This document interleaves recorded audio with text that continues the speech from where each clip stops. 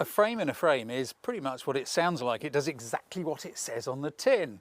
You have got the frame of the viewfinder, and when you look all the way around it, you have got a frame. It's like a picture frame. You have got what is enclosing your subject, and then you can have another frame within the image. I'm in a frame right now. Look, I'm standing in this frame here. You are looking at a frame when you're looking at the video. Emma is down there standing in another frame, all of her very own. You can have as many levels and layers of frames as you like. Right now you've got a frame in a frame because it's just yours and mine. But we can start to stack them up, or we can simplify them. Let's see if we can do something from here and stack a few up, because from this angle you can probably see Emma is sort of viewed in some of the uprights along these beach huts. If I look through the camera, get her in focus. Right, first of all, I'm going to get the exposure right. You can see all the frames already. What sort of exposure are we going to want? What is our primary one going to be? Doesn't really matter much, does it, about depth of field? So aperture isn't that important. Really, what we need to do is make sure our exposure's right. So I'm just going to open up that aperture a bit. Light meter says that's right. Histogram looks about right. I tend to agree with it. Let's just zoom in a bit, make the most of these frames. I like that. Focus on M. There we go. Look, our exposure's about right. Look at all those lovely frames that are enclosing Emma. I'm actually going to increase the exposure a bit, make it a bit brighter. I think the light changed a bit. It's going up and down today. And that was nice when you looked over there, Em. Look at the light on Em's face. You see, absolutely splendid. One more for luck. So we've got M framed in frames here. Let's stack some up. Look, we can just move around the side here. I'm going to show you from here. Let me go back. Look, there's M there. Now watch what happens as I come around here. Look, now we've got a whole layer of frames within frames. I don't think the exposure has changed despite the light meter has. I caught you blinking then, Em. That way again. I like that light on your face. That is really cool. Look at that. We have layered up frame upon frame upon frame upon frame. Let's go and see if we can find something a little bit more simple. And here we have Emma standing in another type of frame. You see how the beach hut is framing Emma, and we've got that interesting sky and the colours are all coordinating, but Em is standing in a frame of her own. Do I need to take a picture of this? Why not? Even though you can see it anyway. You look really cold now. She is. Let's go back over here because I want to use my focal length just a little bit longer. We're going to include some sky. We've got a kind of slightly scruffy beach hut and a slightly scruffy beach hut, and then we've got a nice neat beach hut with Em. So let's see what we can do. How are we going to do this? Find the composition that works. I'm going to come back a little more, and I think I'm just going to cut those two side beach huts kind of through the middle pretty much. Look at that. So we've got M there nicely in the middle. What do I need with depth of field here? I don't really need any, do I? Because everything's on one plane. I'm just going to go for a wideish aperture, which is good. By chance, my exposure says it's about right. My histogram says it's about right. But I think I'm just going to brighten the shot up a teeny bit. So I'm going to increase the ISO just a touch. Look at that. That looks really cool, doesn't it? And boom. You see, Em is standing in her own frame of the beach hut. And these are the sorts of things which draw your eye to where you want your viewer to look. When you start looking for them, you will discover loads of frames within frames within frames. And you can, of course, layer them up many levels. But frame to frame, it's a useful rule of composition.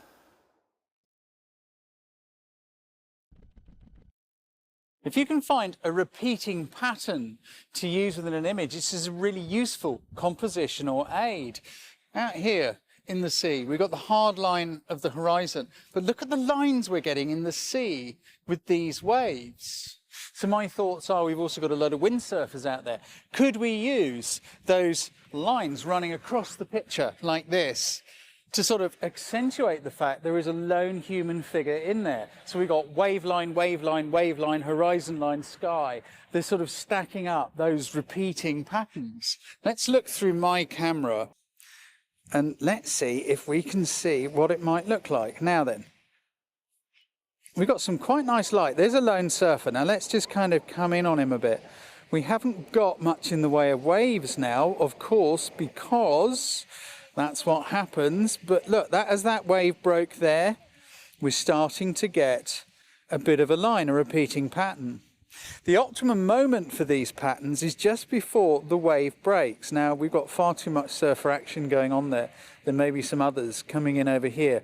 Ideally, we want just one. Let's see what we can find. Now, I'm down here next to this wall. The higher up you get, the better. Now, I'm not going to climb up there. Okay, I could do, but if I just walk back a little bit, actually the ground is going up. This is going to raise me up the same sort of height as I would be at the wall. You might notice you're kind of looking down at the top of the wall now because we've just walked up a little slope. There's a van either side, so what? We're using a long lens with a narrow field of view. There's some quite nice light out there now. Can I get some shots? I'm just going to roll video. Look at those lines now. They're really great, aren't they? What we want is a lone surfer. We're getting this, starting to get repeating patterns. Go to camera mode and see what we can find. Get the exposure set up. That's quite nice already.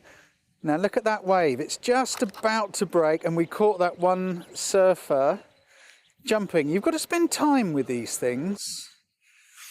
It doesn't happen all at once. You have to wait for the right moment in the right light with the right waves. Ideally, I want a lone surfer and I'm not entirely sure if I'm going to get him. What I may do is take a few shots when we stop filming because I guarantee you something exciting will happen then. If we do, I'll put them on the end before we have a look at the next section. You see, we've almost got a lone surfer. We've got a nice wave there. We've got just those two. That kind of works. You see that rip curl of the wave? It's before it broke, and that is what makes it a bit more interesting.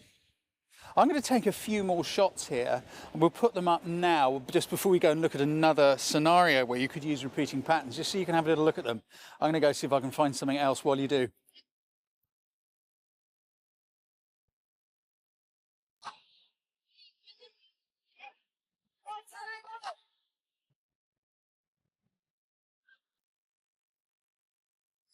Cities are fantastic places for repeating patterns. Look up through there.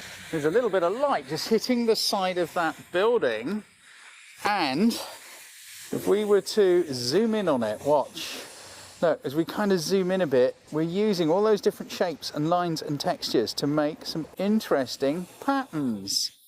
Let's quickly take the picture. Hope the light lasts, because the rain is also coming. Oh, that looks good. That looks good. Just make sure I've got it lined up carefully, even if it's raining. Take your time and get it right. I want that a bit darker. I'm going to do it one more time.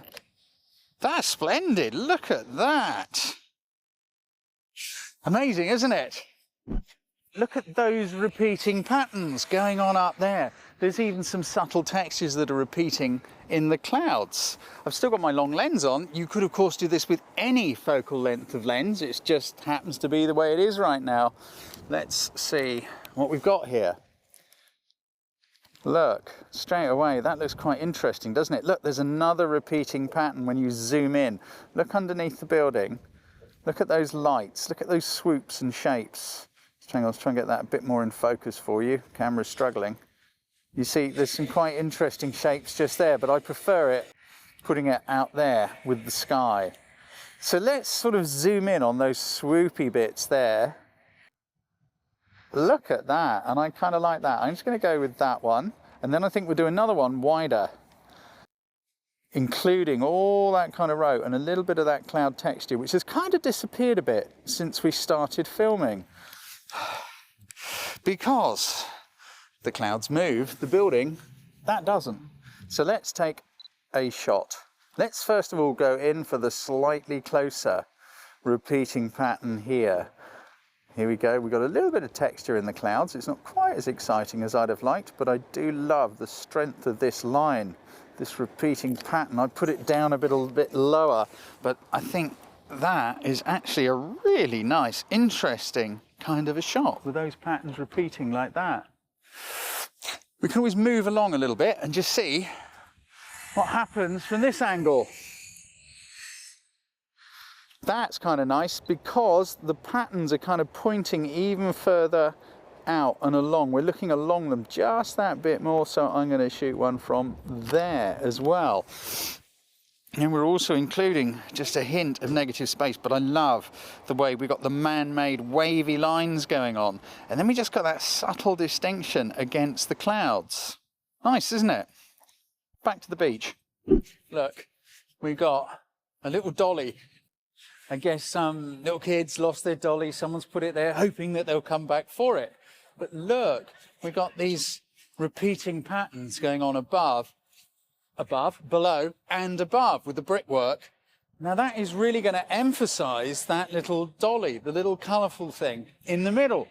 Let's have a go at this. Now I've still got my long lens on and it'll work great for this. But you could of course do it with a slightly shorter one and stand closer. I'm just going to do it with this one.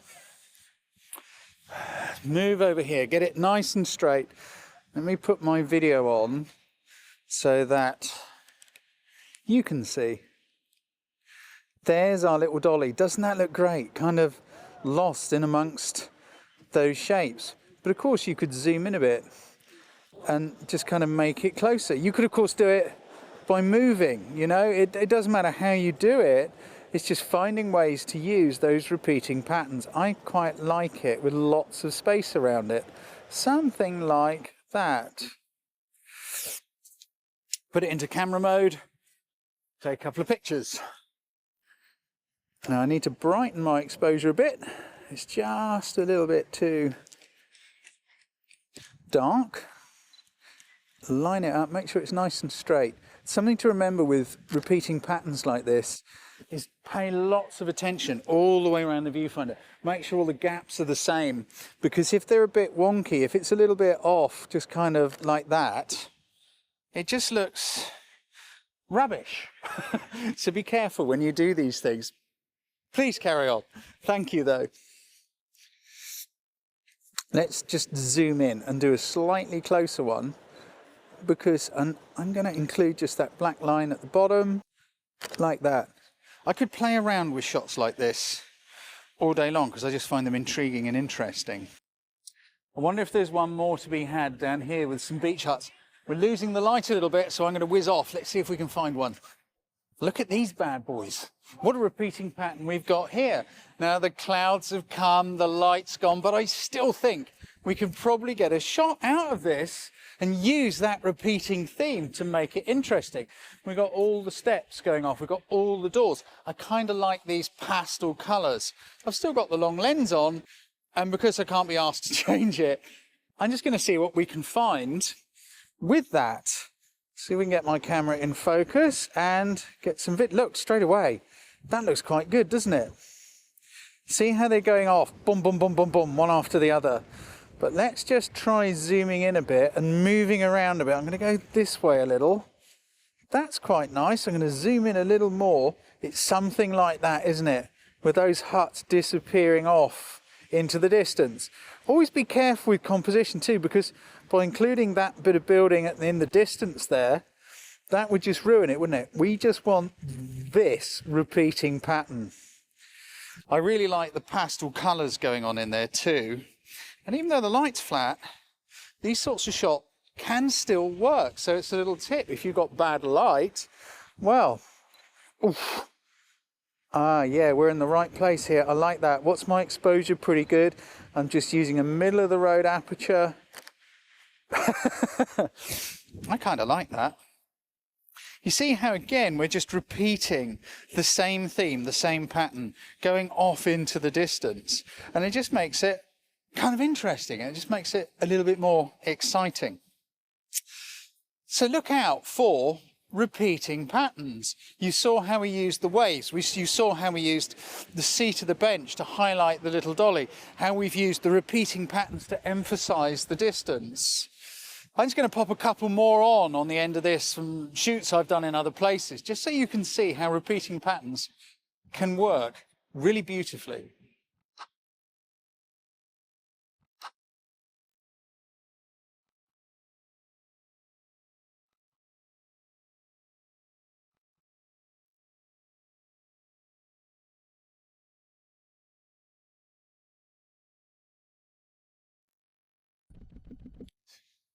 Negative space is a brilliant device by which you can bring a feeling of isolation or loneliness or quiet into an image. Now, they say you should always fill the composition with your subject. That is nonsense. You are the composer. It is your picture.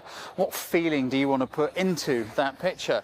We've got cameraman Joe just there, very, very small in the frame, already an example of negative space.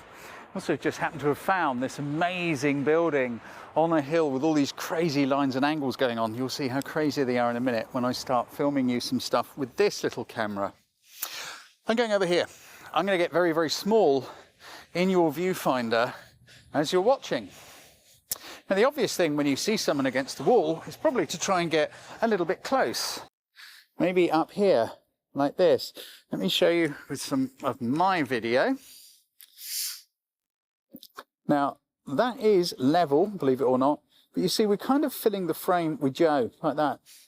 Or to turn it on its end and come in even closer. But it's a little bit boring, I think. Let's go back horizontal. What about if we start to give him a load of space, make this look just a little bit lonely, a bit quiet. He's having a little quiet moment on his phone. Now look, as we come back out, we zoom out. We can start to use the elements of that architecture. You see, I'm moving to my left, and you can see, look, I think that looks really cool. Now, it could be said that is a rule of thirds composition. That is purely by chance. It is just because standing here and placing Joe there brings that triangle into play. Can I give him even more space? Now look, what you don't want to do is get that sky in the top. I think that's a little bit messy. It's okay. We'll experiment with a still in a moment and have a look at them. That, I think, is quite a nice composition. You could, of course, put him in the middle and keep him very tiny. We could probably come over here. He's a little bit too near the edge because it would be fun to bring in that little angle there. But it still kind of works. I might move him. Let's take a couple of stills and see how it looks. Although you've already seen it in the video. So let's get our composition. Let's give Joe lots of space with just him and that wall without any sky, all those crazy angles like that. I think that's kind of really, really cool. It's got that lovely kind of lonely look to it. Joe, would you mind just going that way a bit, please? Same thing, just keep going that way a little bit. Bit more. There, perfect, thank you. That's really cool. Now look, you see, now we can use the two triangles, but I think you'll agree this has got a very kind of quiet, lonely sort of a look. I like that. Keep looking that way. That looked kind of good. You could, of course, bring in this triangle on the right. Let's get my camera level. Here we go. And that is almost kind of pointing at him, but we're keeping him really tiny, really small, right down at the bottom of the composition. I know many people have said, you've got to fill the frame with your subject. Why? The whole picture is the subject. This amazing architecture, these incredible mad lines, and that little human figure gives us the point of interest so we know where to look. Let's go and explore a few more ideas. City centres are just brilliant for negative space. Look at those clouds. Look at the light striking the building, that clock tower up there.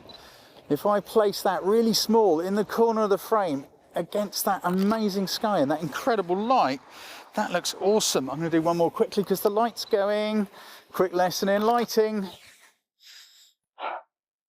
Still looks good though, doesn't it? First one, bit better light. It just still looks good though. I know I'm throwing light into a composition video, but look at what it looks like now that the light has changed. Here's with the sun on it. Here's where it's fading, and here's where it's gone. You have to take these opportunities when they come. I'm going to go look for more city centre negative space. Look at the shapes on the corner of this building. Look at that moody sky up there. How would that look if we did like a juxtaposition of those shapes and that sky as a negative space? Look, if we started in fairly close like this, it doesn't look particularly great, does it? And if you go too wide, it's an interesting place, but not amazing. So if we were to zoom in a little bit, but just tilt the camera up and give that corner of the building loads of space, what if we made it a little darker? That's not bad, is it? Let's take a shot and do a little experiment, because there's no one right way to do these things. We might just get something interesting. Let's see. So if we were to go like this, we've got those windows just picking up a little bit of light. We've got that moody sky going on behind. What if I was to go a little bit wider and tilt the camera up? Because what we don't want is to catch just like the bottom of that cruise liner there. It looks messy, doesn't it? So it's a case of tilting the camera up a bit and losing it. Let's give it loads of that sky. I love it. We've got a lonely couple of birds in the sky there too above it, which looks pretty cool. Oh, the sun's just popped out. Now a bit of light is going to really, really help us. Look at that. Boom. It's really brought the clouds to life, and it's really made the building stand out against them. It's really looking lonely, and by having those natural shapes in the clouds along with this building, it just works. I'd love to have a sail out there on the horizon somewhere, that lovely band of cloud just above it. But we haven't. But we have got the Isle of Wight ferry over there, so that's going to have to do as an example. Where does it want to be? This is also about waiting, but let's make that ferry look really lonely, kind of on the horizon. I think there's two places. So that big white puffy cloud, I think when it's right underneath there, we can do something. And then probably when it comes a little bit further into that open space where there's that bit of low horizon cloud going on. So we're going to create a very lonely looking Isle of Wight ferry. As I say, I do apologise that it isn't going to be some beautiful lone sail out on the horizon, but never mind. Let's get my little bit of video going so you can watch what's happening. Look, you can see it coming in under the cloud. I want this shot to be just an teeny bit darker, so I'm probably going to reduce my exposure a bit. That's in the right place, so now I'm going to flick to camera mode and take my shot. I'm putting the ferry right at the very bottom of the frame, right underneath that cloud. I think it kind of works because the white ferry with the cloud is actually quite cool. I quite like that. Then what I'm going to do is wait for a moment until it gets into the gap over there without the land on the other side. When they're looking straight out towards the open ocean, in between the Isle of Wight and I can't remember what that place is called. Portsmouth, that's it, Gosport and Portsmouth. So let's get our shot framed up so that you're ready. I still want to make it look all lonely out there in the distance. Get my focus, start a bit of video going. So there it is out there on the horizon. Let's just get that a bit better, there we go. I'm going to put it very low in the frame. You see, the smaller you make it, the more lonely it looks. I think that's just a bit too small. I'm going to go in a bit closer, but I want to lose this little piece of land over here at the end. Of course, you could flip it on its end. That's quite cool, isn't it? I think that kind of works. I think we'll do that. So, pop my camera back into camera mode. Get everything focused up and ready to go. Here we go. Oh, I like that. I do rather like that. let's just shoot that down low like that. I think that is really rather exciting. Nice dark, moody looking sort of a shot. I'm going to leave it to you to imagine how that would have looked if we'd had a little white triangular sail on the horizon. Here's one similar that I took some years ago to give you the idea. But this lonely, quiet, reflective sort of feeling, which you can get into a picture by giving it some space, I think works really, really well. But remember, always look all the way around the outside of your viewfinder. Make sure there's nothing encroaching into that space, or it'll destroy all the peace and quiet.